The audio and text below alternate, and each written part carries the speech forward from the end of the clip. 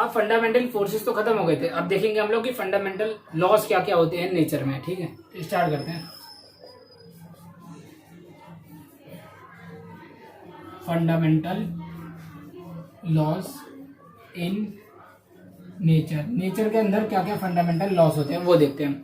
तो नेचर में बहुत सारे लॉज हो सकते हैं। पहले लॉज होता क्या है ये देख लेते हैं। बेसिकली लॉज कोई भी इक्वेशन हो सकते हैं या कोई स्टेटमेंट हो सकती है जिसे ऑब्जर्वेशन किया जाए, ठीक है, मेजर किया जाए, फिर उसे नेचर में लेके आया जाए। ठीक है, तो ये कोई भी ऐसा नहीं कर सकता। पहले बहुत सारे इसके रूल्स होते हैं। अगर किसी ने कोई चीज खोज करी है, ठीक है, तो उस पे बहुत सारे साइंटिस्ट लोग देखेंगे, वेरीफाई करेंगे, उसके बाद जाके वो लॉ बनेगा। पहले तो स्टेटमेंट रहता है, ठीक है, उसके बाद जाके लॉ बनेगा। तो एग्जाम्पल के लिए आप क्या देख सकते हैं, इसका एग्जाम्पल एक देख लेते हैं जो बेस नॉर्मली सबने सुन रखा है। एग्जाम्पल हमारा लॉज ऑफ ग्रेविटेशन, ठीक है, जिसे हम न्यूटन्स लॉ भी बोल सकते हैं, न्यूटन्स लॉ। ठीक है, ये एक एग्जाम्पल के तौर पे मान सकते हो आप लोग, न्यूटन्स लॉ आ गया। अब देखेंगे कि क्या क्या कंजर्वेशन लॉस थे फिजिक्स के अंदर। तो स्टार्ट करते हैं।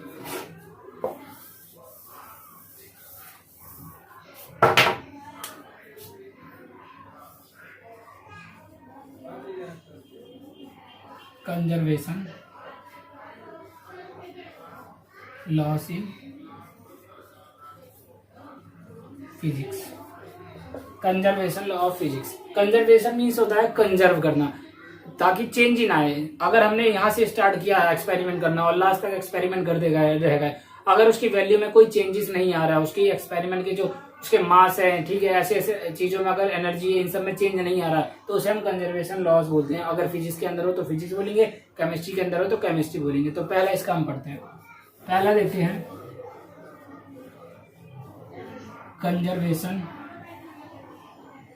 लॉ ऑफ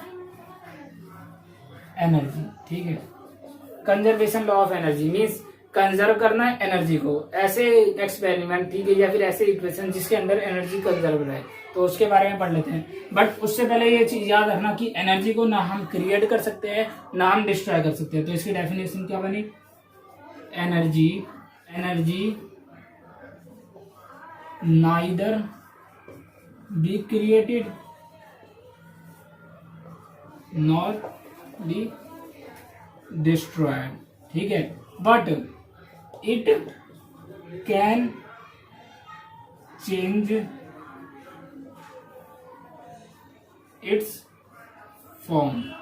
पर ये अपनी फॉर्म चेंज कर सकती है। ठीक है, एक फॉर्म से दूसरे फॉर्म में जा सकती है। मीन्स अगर मैकेनिकल एनर्जी था तो वो इलेक्ट्रिकल एनर्जी में कन्वर्ट हो सकता है। बट एनर्जी ना हम क्रिएट कर सकते हैं ना ही हम डिस्ट्रॉय कर सकते हैं। पर अगर आप देखेंगे कि अगर कोई न्यूक्लियर चार्जेस है, ठीक है, न्यूक्लियर चार्जेस के अंदर हमने डिस्ट्रॉय भी करेंगे आगे फिजिक्स में आगे, बट वो डिस्ट्रॉय करता नहीं होता। वो एनर्जी क्या होती है, चेंज हो जाती है दूसरे फॉर्म में। एक पहले एनर्जी रहेगी, फिर उसे हमने डिस्ट्रॉय करते, पर वो डिस्ट्रॉय होता नहीं है, वो चेंज होके नए फॉर्म में बना लेती है। ठीक है, अब इसका एक एग्जांपल देख लेते हैं। ठीक है, एग्जांपल के लिए जैसे लाइट है, ठीक है, आपने लाइट का स्विच ऑन करा और हमारा पंखा चल जाता है। ठीक है, लाइट क्या है, एक इलेक्ट्रिसिटी है, इलेक्ट्रिकल एनर्जी है। बट अगर आपने लाइट ऑन करते ही हमारा फैन चल गया, ठीक है, स्विच ऑन करते ही हमारा फैन चल गया, तो फैन चल रहा था तो मैकेनिकल एनर्जी में हुआ, घूम रहा है, मैकेनिकल प्रोसेस कर रहा है, तो क्या हुआ, हमारा इलेक्ट्रिकल एनर्जी से मैकेनिकल एनर्जी चेंज हुआ। ये हमारा एग्जाम्पल लिख सकते हैं। ठीक है, इलेक्ट्रिकल से मैकेनिकल डेली लाइफ में यूज होता है। ठीक है, अब आगे बढ़ते हैं मैकेनिकल एनर्जी होती क्या है। मैकेनिकल एनर्जी में कौन कौन से दो चीजें आते हैं देखते हैं।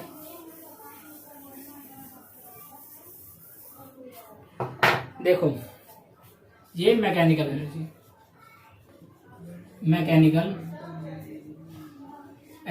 ये हमारा मैकेनिकल एनर्जी। मैकेनिकल एनर्जी में सिर्फ दो चीजें होती है। कौन कौन सी होती है, एक होती है ये हमारी मैकेनिकल एनर्जी। ठीक है, मैकेनिकल एनर्जी में दो चीजें होती है, एक होती है काइनेटिक एनर्जी एंड प्लस, और दूसरा क्या होता है हमारा potential energy.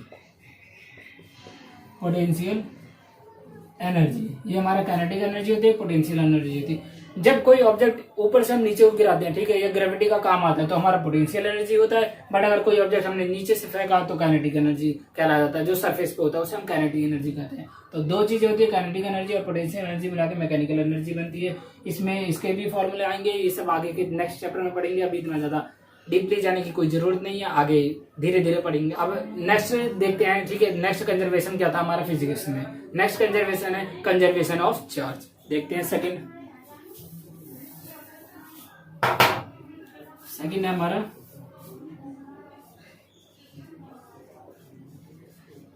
Conservation of charge, ठीक है। सेकंड हमारा कंजर्वेशन ऑफ चार्ज। तो किसी भी एक आइसोलेटेड सिस्टम में ना कभी भी चार्ज चेंज नहीं होता। आइसोलेटेड मीन्स फिक्स्ड, जो वहां पे हम ना जहां से हम कुछ ना बाहर निकाल सकते हैं ना अंदर डाल सकते हैं, उसे आइसोलेटेड सिस्टम कह सकते हैं। तो for an isolated system charge will be conserved. तो चार्ज होगा वो हमारा कंजर्व रहेगा किसी भी एक आइसोलेट है। देखो ये कोई एक सिस्टम है, ये ए है ये बी है, ठीक है। ये ए चार्ज है ये बी चार्ज है। ये हमने क्या कर दिया? आइसोलेटेड सिस्टम बना दिया। आइसोलेटेड सिस्टम बना दिया। अब इसमें देखेंगे अगर मैंने चार्ज ए को कोई चार्ज माना, ठीक है। अगर मैंने ए को पॉजिटिव 5 माना, ठीक है, और बी को माइनस मैंने 2 माना, तो टोटल चार्ज हमारा क्या है? पॉजिटिव का 3 चार्ज आया। बट ये याद रखना कि अगर मैंने इसको बी को घटा दिया, बी को मैंने -1 चार्ज कर दिया, ठीक है, तो जो ए रहेगा वो ऑटोमेटिकली प्लस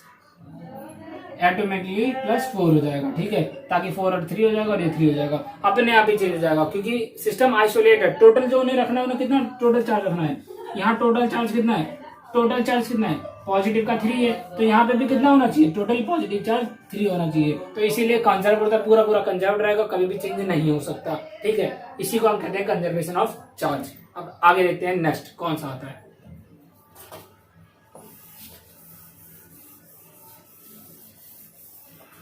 अब नेक्स्ट आता है conservation of linear momentum.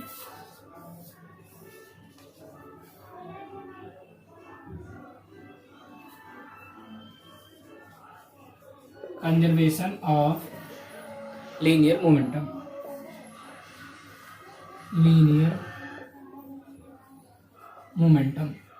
Conservation of linear momentum. Linear momentum क्या होता है? बेसिकली अगर कोई भी सिस्टम है, ठीक है, एक सिस्टम मान लिया हमने जिसमें ढेर सारे फोर्सेस लग रहे हैं, ठीक है, बट अगर उनका नेट फोर्स 0 आ जाए तो उसमें हमारा जो लीनियर मोमेंटम होता है वो कंजर्व होता है। तो इसकी डेफिनेशन क्या हो गई?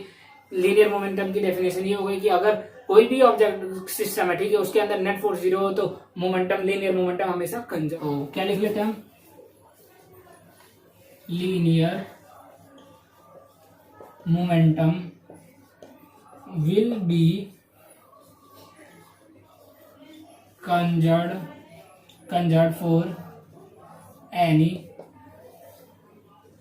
system where net forces of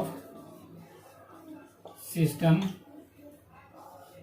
will be 0 के इक्वल होता है, ठीक है। अगर 0 के इक्वल रहेगा तो वहां पर लीनियर मोमेंटम कंजर्व रहे। अब मोमेंटम का फॉर्मूला देख लेते हैं। मोमेंटम का फॉर्मूला होता है P = mv, where is mass, ठीक है, m = मास और v = वेलोसिटी, और p हमारा लीनियर मोमेंटम होता है, ठीक है। तो किसी भी केस के लिए अभी आगे हम पढ़ेंगे, इसमें भी डीपली पढ़ना है आगे हर चैप्टर में। ये तो हमारा सिर्फ बेसिक था कि हल्का फुल्का हमने सबके बारे में जान लिया कि क्या क्या चीज कैसे कैसे होती है।